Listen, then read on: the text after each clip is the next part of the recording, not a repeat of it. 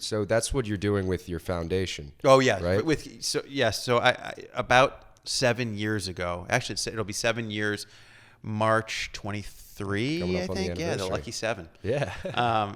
So that's been a really beautiful thing. So I am the co-founder of a nonprofit organization called Kithara Project, Kithara, and Kithara is an ancient Greek harp, and it's sort of a prototypical plucked instrument that's sort of the great ancestor of the guitar and many other plucked instruments. And the mission, we were talking missions earlier, of the organization is to improve the lives of young people, children and youth, through the classical guitar. And we attain that by hosting community-based, long-term guitar education programming in around the world. Right now, our footprint exists in Boston, Albuquerque, and Mexico City. We've got 2 in Boston, 1 in Mexico City, and 1 in Albuquerque. And we provide all of the elements of a first-class guitar education: the guitars, the teachers, at no cost. That's awesome. To these. Yeah, so we really believe that year after year, we are slowly transforming these young people's lives. And whether or not they go into music, they are going to walk away with a sensitivity to music, a sensitivity to their classmates, and a sensitivity to the work that they do on a daily basis. And so it really has its roots in so many things.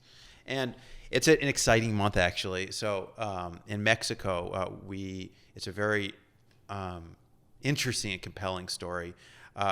The community we serve is called Yugalito, and it's a community that was founded, let's say, 15 years ago, and it's built on top of a former landfill, the landfill where all the crap from I think it was the late 80s earthquake, Mexico City earthquake, where all the rubble was placed. So this community, it's a self-sufficient community of 1,000 families. And when they conducted a sociological study of this group and asked them what social amenity you want, what do you want access to, above all else, they asked for music. Which is just, I mean, thing. I get the goosebumps got me those too. Every damn time. It's just, I just can't imagine that. It's like they could ask for anything. I was like, they need water, they need healthcare, but they wanted music. Oops, sorry. It emphasizes the point. Yes. Sorry about that. And they wanted music above all else. And so it was really a calling.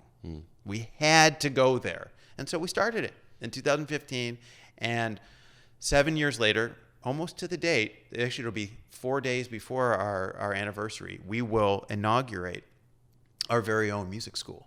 Really? Yeah. We fundraised over the last, 4 years. It's been almost 5 years of fundraising, and we will have a dedicated musical sanctuary for these kids that will last beyond my my life on this planet, and will hopefully be like a safe zone for musical making, musical conversations, and instruction. And it's very cool looking. We were able to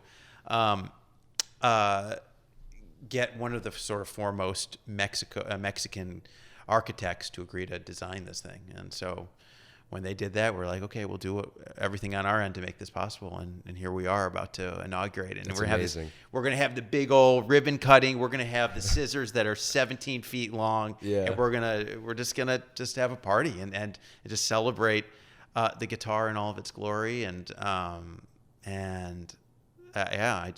hope it's the beginning of a beautiful stage in Kithara Project as we continue this journey, both in Mexico City and the United States, and this is like one of those sort of paths that I never considered. I didn't know. I knew I liked music advocacy work. I liked engagement in the community. I did a lot of it in graduate school, at geriatric homes, in failing schools, in public schools, and here and there.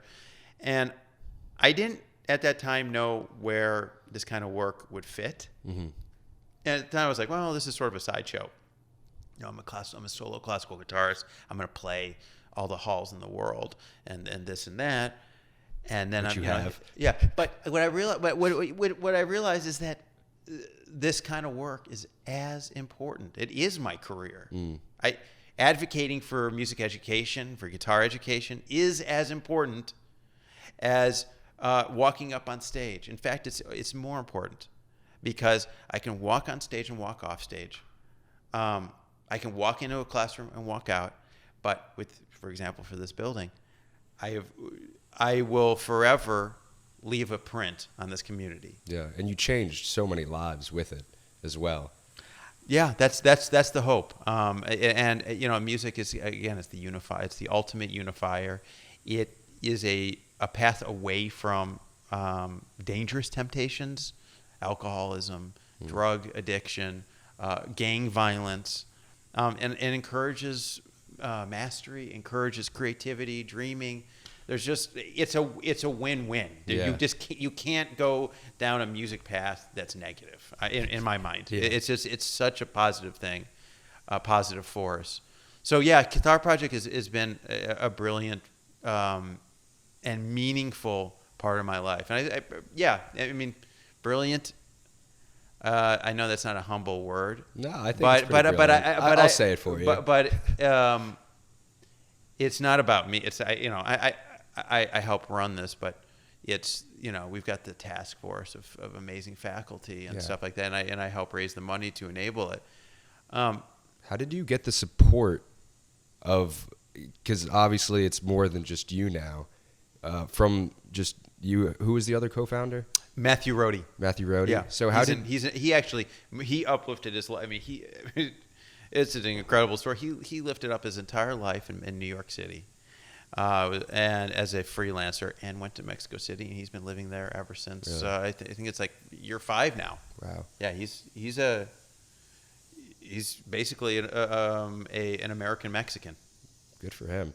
So is he the one really pushing? Is he going to be working at the school? Is he running it there? Like, how do you recruit the people to come in and help this? We put the word out in the community. There is a community leader in Yucalito, or we run our programs in partnership in Boston with schools and the YMCA, and they help feed our classrooms. That's awesome. And then in Albuquerque, we run our classes at an elementary school. So we have a sort of natural feeding system. That's nice. And I saw in the pictures there was like a bunch of kids in like a ring, like a boxing ring. Oh yeah, yeah. So currently we're using a multi-use space to teach the guitar. Okay. And it happens to be an athletic facility as well as a guitar instruction facility. That's awesome. And so there's a boxing ring in there. So sometimes we'll just use that as a stage to practice the chamber music and ensemble stuff. So yeah, that is funny. I forgot about that. Yeah, and I think that's so cool too, because I always think there's a solution to everything, and it's just you just have to look for it. It's always there, and this is a creative way to solve a problem of not having a space. Like, people are willing to help you. Absolutely, yeah. I mean, the community has always been very open to us because they knew that we were sincere in our commitment to them, and so they made it work. And it's been the same. It's been the same everywhere where we have the programming. And the idea here is that this becomes a scalable.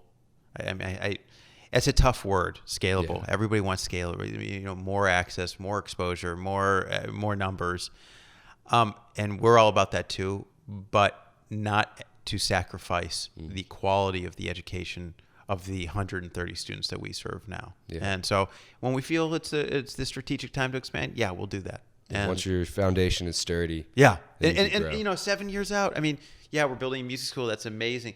But I'm telling you, it's hard work. It's trench work. Yeah, the 10,000 hours probly comes into play here. Oh, yeah, for sure. And that's not even playing my instrument. Yeah. It's like you have to be really tough. You got to constantly fundraise, ask for money. You got to put aside all embarrassment of asking for money, because if you don't, you won't survive.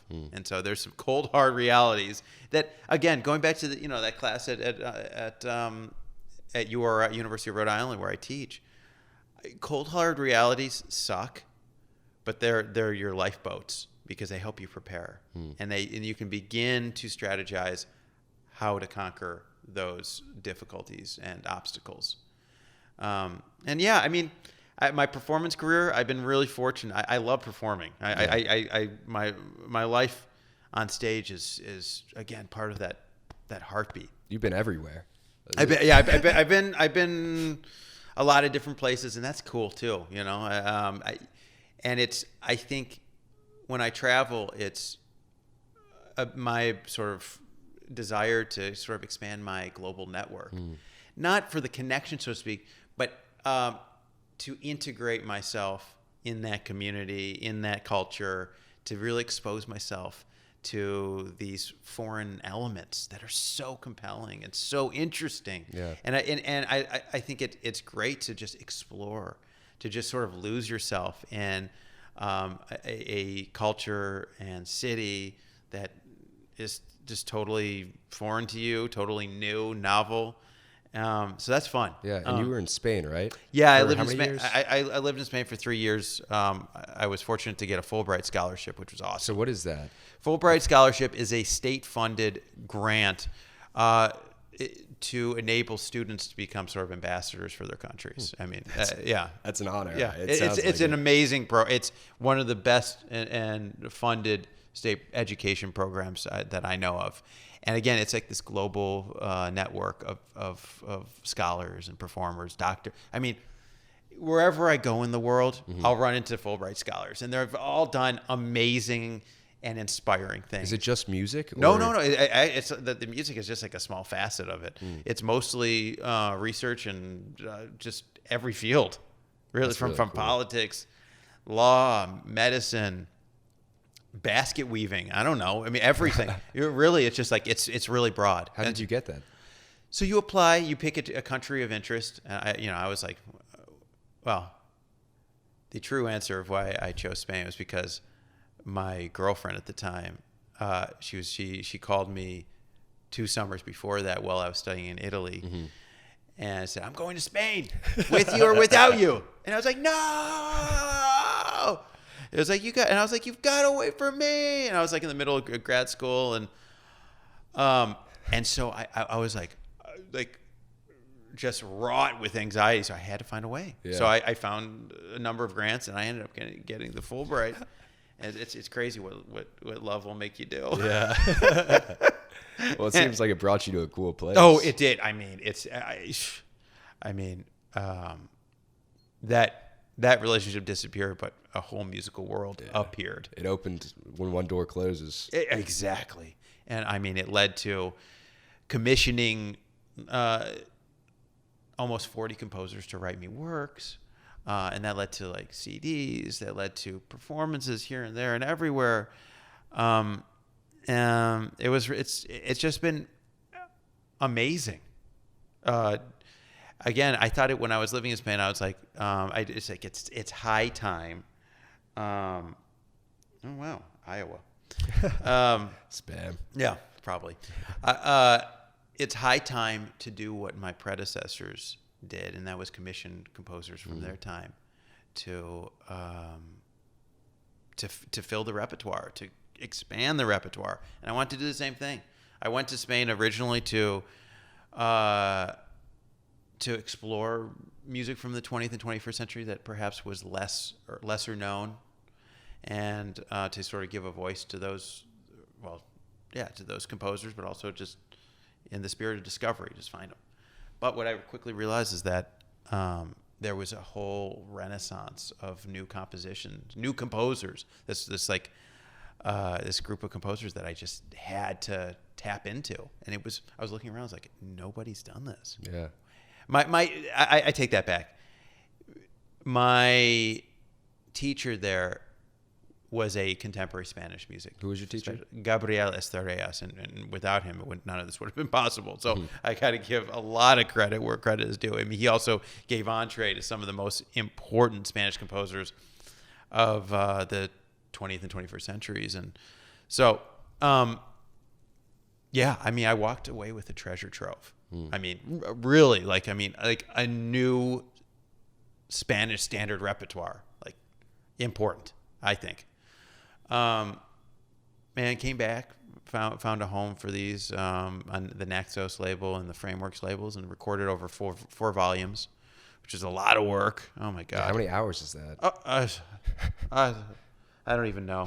Each album is probably 65 minutes. Oh, jeez. So it's an encyclopedia of music, and it's a lot of blood, sweat, and tears went into that. And I finally finished the 4th volume, which is what I set out to do in the beginning, a million years ago.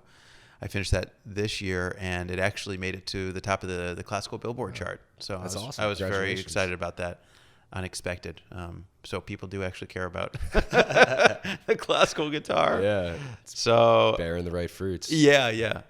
So yeah, it's been a very fruitful career. I'm very fortunate, and I've collaborated. I have a guitar trio, and I have a mandolin and guitar duo. I've been really just fortunate to befriend and collaborate with the best people. Yeah. Not even just the best instrumentalists, but just good people. Will, I mean, he's like your all-American guy. Like I was not a mannered person before I met him. He's just such a stand-up guy. Like, and that doesn't even, that's not even, I mean, yes, it is a reflection of his musicianship too, because it's of the highest order. Yeah. And I am blessed to have met him. I mean, he was totally, I mean, again, this is like, you can't recreate this even if you wanted to. I mean, you can. Again, you can make choices, and maybe it'll lead to this. But it was fortune, good fortune, and hard work. And hard work, like. lots of hard work, good fortune, and having the good conversations and seeking out, just being curious. That's what keeps that heartbeat going. So, yeah, I love that. Well, I mean, I don't want to waste any more time. I know you have to waste practice. My time. This is amazing. I mean, I'm honored to have you on the show. Well, thanks for having me. It's been a lot of fun, and I'm very excited. Do you want to plug anything before it goes? If all of you out there, wherever you're chiming in from, if you'd like to find out more about my career, you can go to adamlevinguitar.com, Levin, guitar.com. And you can also go to duosonidos.com, my violin guitar duo, duomontar.com. You can go to kitharaproject.org, Kithara project.org. You can also go to the Great Necks Guitar Trio.com, I think it is. Or I think it's just the greatnecks.com. There's a lot. Yeah, it's a lot to unpack. But I'm embarrassed going down the laundry list. But it's all good. It's been. Where can people find your music? Oh, well? On my website. Okay. Yep, on my website, adamlevinguitar.com, on iTunes, on Spotify, Apple Music, depending on which subscription you have, or if not both. Yeah, right. And you can also, what else? Where else can you find me? Instagram. Adam Levin Guitar is my handle. I'm on Facebook. So thanks so much for having me. This has been a pleasure. Thank you. Yeah. Peace.